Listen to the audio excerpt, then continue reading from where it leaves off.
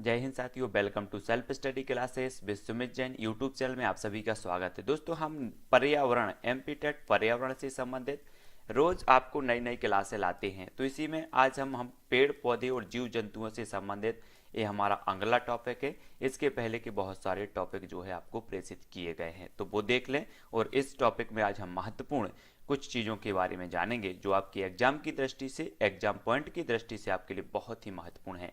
मानव खोपड़ी में कुल कितनी अस्थियां होती हैं? तो 29 होती हैं। याद रख लेना। मानव शरीर की सबसे छोटी अंतःस्रावी ग्रंथि कौन सी है? तो पीयूष ग्रंथि है ना। और इसे मास्टर ग्रंथि भी कहा जाता है। सबसे छोटी अंतःस्रावी ग्रंथि भी है और इसे मास्टर ग्रंथि भी कहा जाता है, पीयूष ग्रंथि को। ठीक है। स्तनधारी में दुग्ध स्त्रावण को उत्तेजित करता है तो ऑक्सीटोसिन हार्मोन। जो स्तनधारी प्राणी होते हैं उनके दुग्ध स्त्रावण जो होता है वो होता है ऑक्सीटोसिन हार्मोन्स के कारण। ठीक है। इंसुलिन की कमी से होने वाला जो रोग है वो कौन सा है? मधुमेह। याद रख लेना है। मानव शरीर में लैंगरहैंस की द्वीपिकाएं पाई जाती हैं, तो ये पाई जाती हैं दोस्तों अग्नाशय में। कहाँ पर? अग्नाशय। आयोडीन युक्त हार्मोन्स है थायरॉक्सिन। थायरॉक्सिन जो होता है वो आयोडीन युक्त हार्मोन्स होता है। नर हार्मोन्स टेस्टोस्टेरोन है।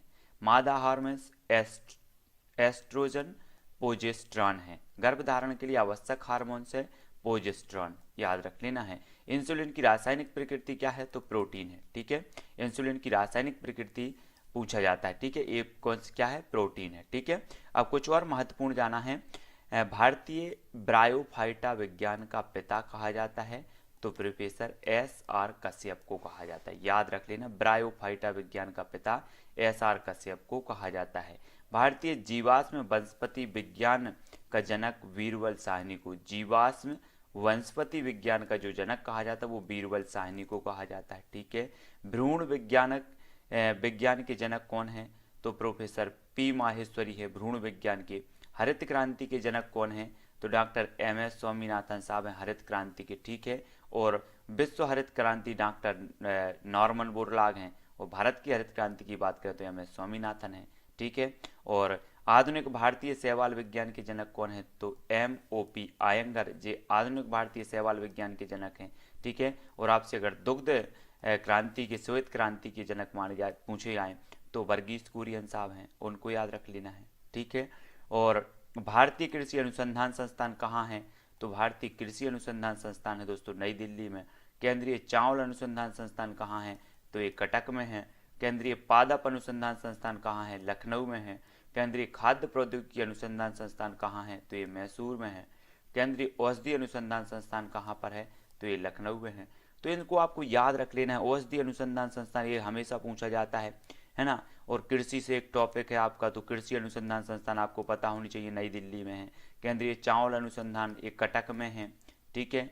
केंद्रीय पादप अनुसंधान केंद्र उड़ीसा में है, लखनऊ में। और लखनऊ में औषधि अनुसंधान संस्थान भी है। तो ये संस्थान भी आपको याद रखनी है। ठीक है। यहाँ से क्वेश्चन महत्वपूर्ण बनता है दोस्तों। अब आपको पता होना चाहिए कि कौन जड़ है और कौन तना है। ठीक है। यहाँ पर जैसे कुंभी रूप, ये सलजम और चुकंदर जो होते हैं ये कुंभी रोग होते हैं, लेकिन यहाँ क्या क्या माना जाएगा? जड़ माना जाएगा, है ना। जैसे मूल, तर्क रूप, गाजर इसे शंक्वाकार, लेकिन इनको क्या माना गया? जड़ का रूपांतरण, जड़ से किया जाएगा। निम्न में से बताइए कौन सा जड़ है? तब आपको याद रख लेना है। इस प्रकार के क्वेश्चन पूछे जाते। ठीक है। और तनों के बारे में, भूमिगत तनों का रूपांतरण, तो हल्दी का रूपांतरण प्रकंद, अदरक का भी प्रकंद कहलाता है। ठीक है। हल्दी और अदरक ये प्रकंद के अंतर्गत आते हैं।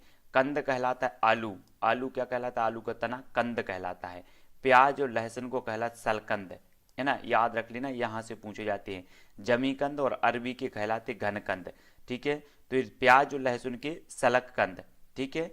आलू का कंद और हल्दी अदरक का प्रकंद, ये चीज याद रख लेनी है। तो ये क्या है? तना है। हल्दी अदरक तना, आलू ये प्याज ये तना है। ठीक है। और ये जड़ है। तो याद रख लेना जड़ कौन सी है और तना कौन सी है। ठीक है। ये चीज आपको याद रखनी है, हमेशा पूछे जाते हैं।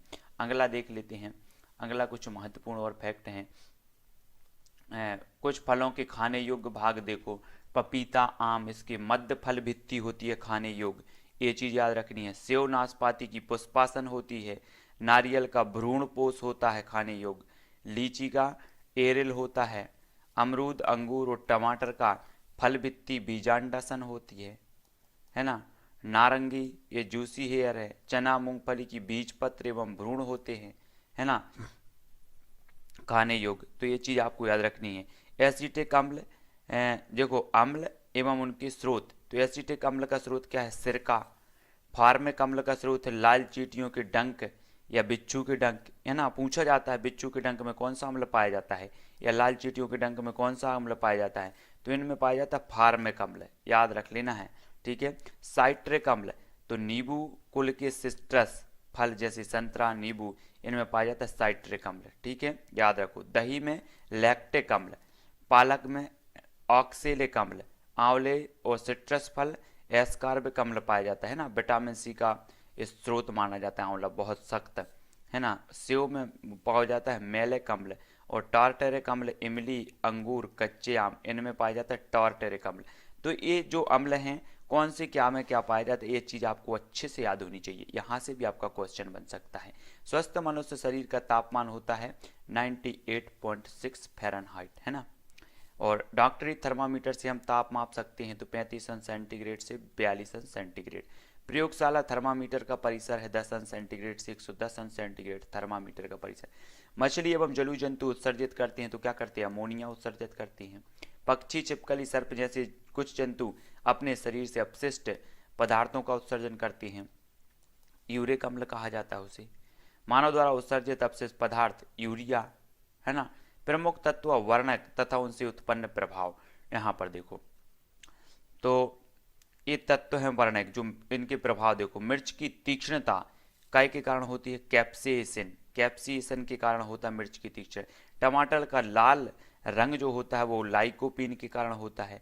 गाजर में लाल नारंगी होता है वो कैरोटीन, है ना। हम कहते हैं ना, एक क्वेश्चन बनता है निम्न में से बताइए किस में कैरोटीन पाया जाता है, तब आपका उत्तर होगा गाजर में, ठीक है। सेव के फल में लाल ही होती है एंथोसाइनिन, एंथोसाइनिन के द्वारा। हल्दी में पीला रंग होता है जेंथोफिल, है ना। पपीते में पीला रंग कैरिका जेंथिन। करेले में कड़वाहट जो मेमोरडी कोसाइड, है ना। खीरे में कड़वाहट तो कोकोरबिटेशन। प्याज में गंध तो एलाइल प्रोपाइल, है ना। डाइसल्फाइड एलाइसिन, लहसुन में गंध इसके कारण होती है। तो यहाँ से अगर कोई कोई क्वेश्चन पूछा जाए तो ये बिल्कुल सिलेबस के बाहर नहीं माना जाएगा, ये आपका बिल्कुल पेड़ पौधे वृक्ष से संबंधित ये माने जाएंगे, ठीक है। तो ये चीज़ आप सभी को याद रखनी है। अगला देख लेते हैं और भी महत्वपूर्ण जो बिंदु हैं आपके उनके बारे में, ठीक है ना। तो दोस्तों यहाँ पर हमें देखना मापक यंत्र एवं उनके प्रयोग। देखो वायुदाब मापक यंत्र उसे क्या कहा जाता है? बैरोमीटर। द्रवों का अपेक्षित घनत्व हाइड्रोमीटर। उच्च तापमान पायरोमीटर। आर्द्रता हाइग्रोमीटर, है ना। दूध की शुद्धता लैक्टोमीटर। भूकंप की तीव्रता सीस्मोग्राफ। और रक्तचाप मापन तो स्फिग्मोमेनोमीटर, है ना। तो ये जो है वायुदाब मापने मापक जो यंत्र हैं उनको भी आपको याद रख लेना है, ठीक है।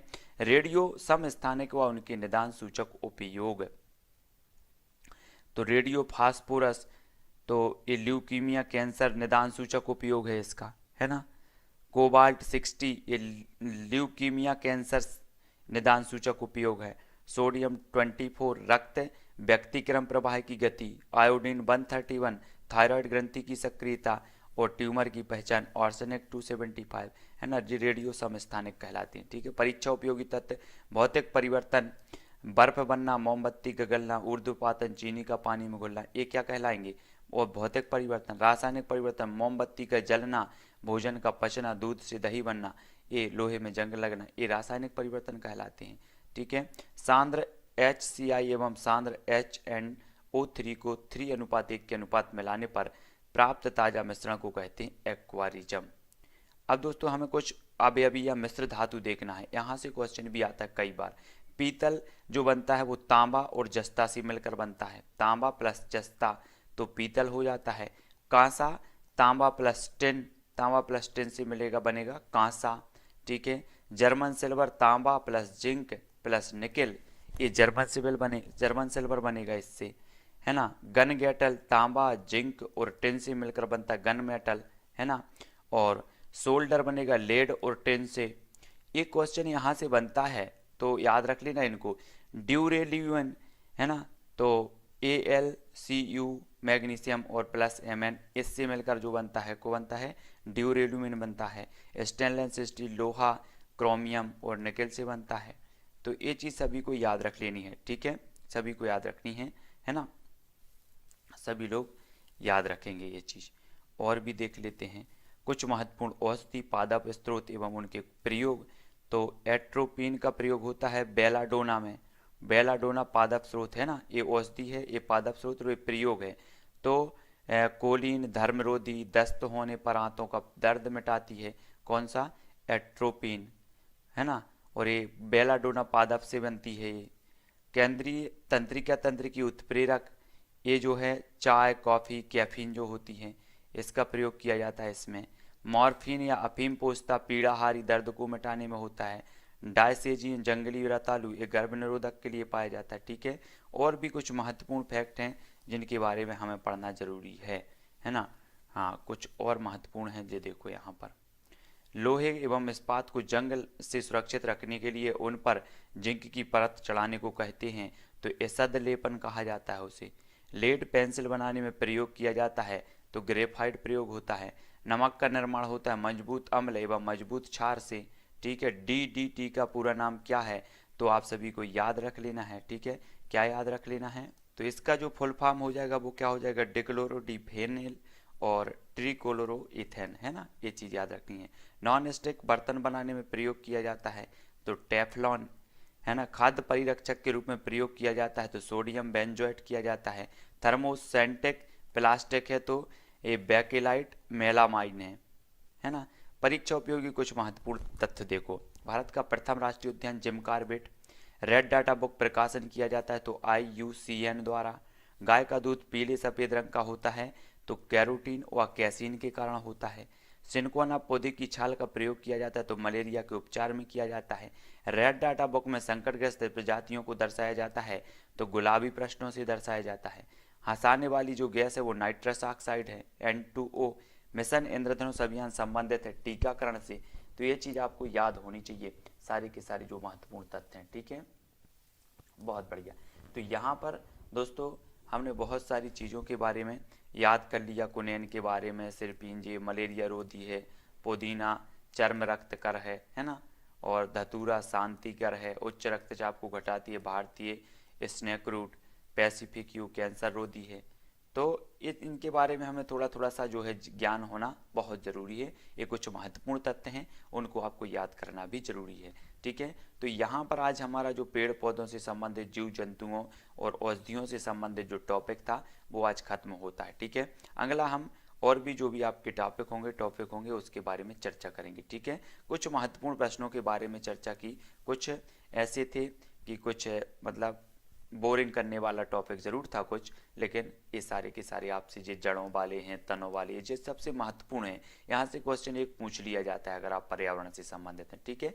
तो वीडियो को लाइक ज़रूर कर देना, और बहुत सारे जो है आपके पर्यावरण की वीडियो विस्तृत रूप से डले हैं पूरे कोर्स के, तो वो ज़रूर देख लेना, और वीडियो को लाइक करके सब्सक्राइब कर लेना जो भी नए साथी हैं। जय हिंद।